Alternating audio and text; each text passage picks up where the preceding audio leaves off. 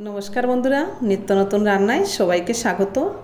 कोनो रकम क्रीम छाड़ा कास्टार्ड छाड़ाई बासाय जे स्वास्थ्यसम्मतभावे एत मजादार मालाई कुल्फी आइसक्रीम तैरी करा जाए सेटा आपनारा यदि बासाय तैरी ना करें ताहले बुझतेई पारबेन ना।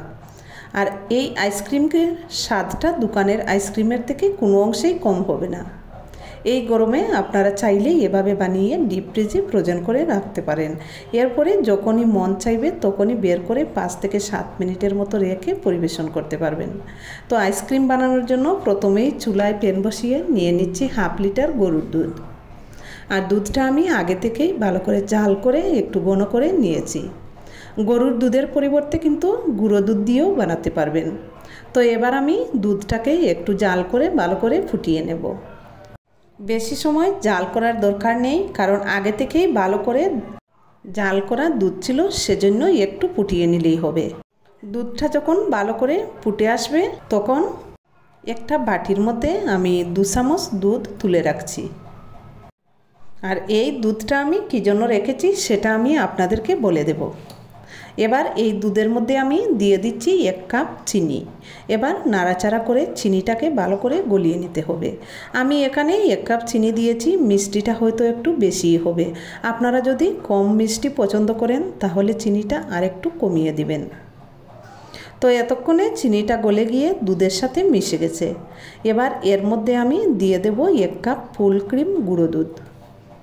কারণ এখানে কিন্তু আমরা কোনো রকম ক্রিম অথবা কাস্টার্ড পাউডার ব্যবহার করব না, তাই এখানে ফুল ক্রিম গুঁড়ো দুধটা ব্যবহার করা অতি অবশ্যই প্রয়োজন। এবার চুলাটা লোতে করে দুধটা আরেকটু ভালো করে জাল করে শুকিয়ে নিতে হবে। তো দেখুন এখানে আমি 500 গ্রাম দুধ নিয়েছিলাম, আর এই দুধটা আমি জাল করে শুকিয়ে অনেকটাই ঘন করে নিয়েছি, প্রায় 250 গ্রামের মতো হয়ে এসেছে। এ পর্যায়ে আমি এখানে দিয়ে দেব 2 চামচ হরলিক্স পাউডার। আগে থেকেই একটা বাটিতে আমি যে দুধটা রেখেছিলাম সেই দুধের মধ্যে আমি 2 চামচ হরলিক্স পাউডার ভালো করে মিক্স করে নিচ্ছি।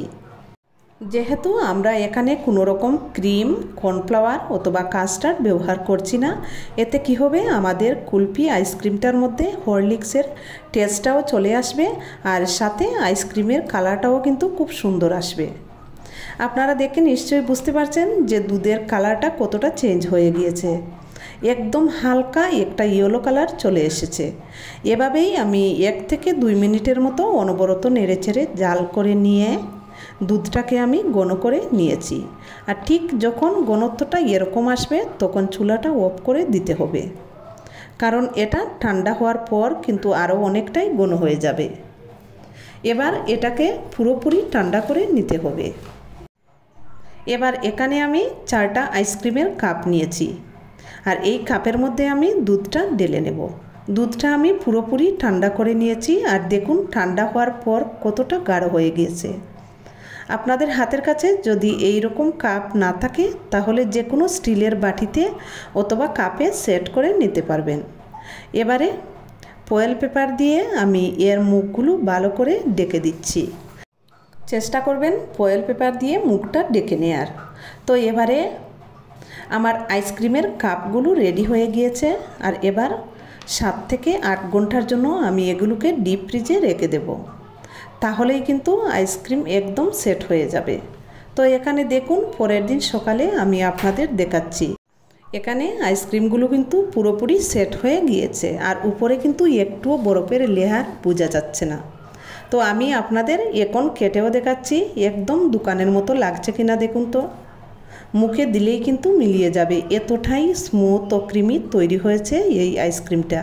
আশা করছি আমার আজকের এই মালাই কুলফি আইসক্রিম রেসিপিটা আপনাদের কাছে খুবই ভালো লাগবে। আর ভালো লাগলে লাইক ও ফ্রেন্ডস ফ্যামিলির সাথে শেয়ার করবেন, আর আমার চ্যানেলটাকে সাবস্ক্রাইব করে নিয়মিত চ্যানেলের সাথেই থাকবেন। ধন্যবাদ সবাইকে।